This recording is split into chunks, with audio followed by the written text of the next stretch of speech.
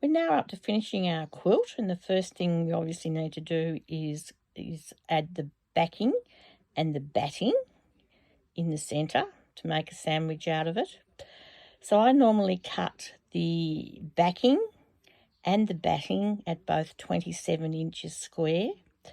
The batting which I use is this very fine bamboo polyester or a cotton bamboo one, and it is lovely and fine. It does have a fluffy side and more of a flat side.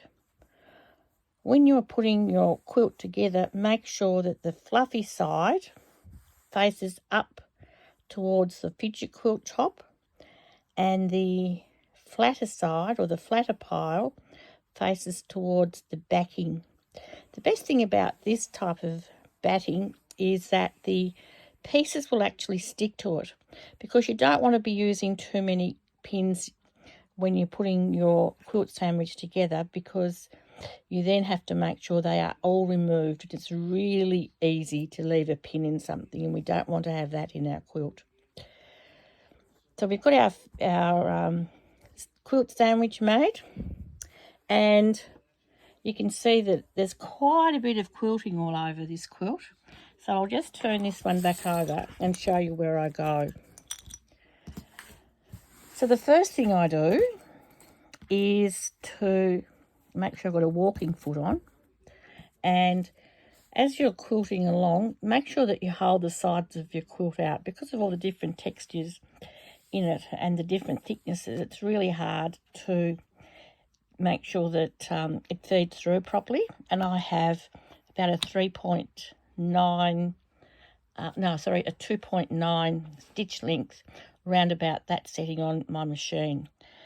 So the first thing I do is go crossways on both of the square seams of squares, and then up and down the vertical lines from top to bottom.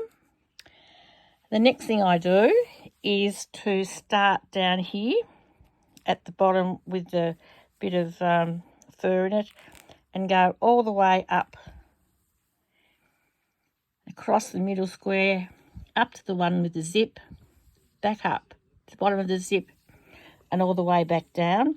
And if you're going over, if you've got ribbon or whatever, go over your stitching again, and that reinforces where you've added your other bits and pieces. So then I move over to the side and stitch from here up to the bobble piece of bath mat. And you can see that I haven't finished taking all the side bit off that one, but I will do that before I start putting the binding on. Over this way in a diagonal, and then over to here, up to the pocket and touch the corner of the pocket, up to the top square, then along the side of the ribbon, making sure that you're catching all of those bits and pieces.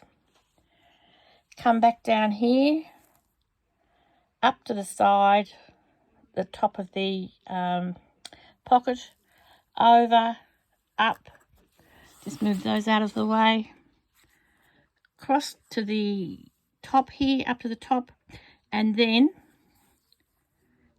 move across here, lift up your bit of Velcro and stitch under that, over to here and up to the top.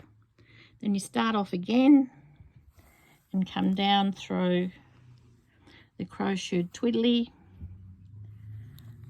back down through here, down to the middle of this one, across diagonally, down through the minky, back up to here, and then out to the side. So that way you have quilted it fairly securely, and it can be easily washed and not fall apart. The next one, I'll talk about binding your quilt.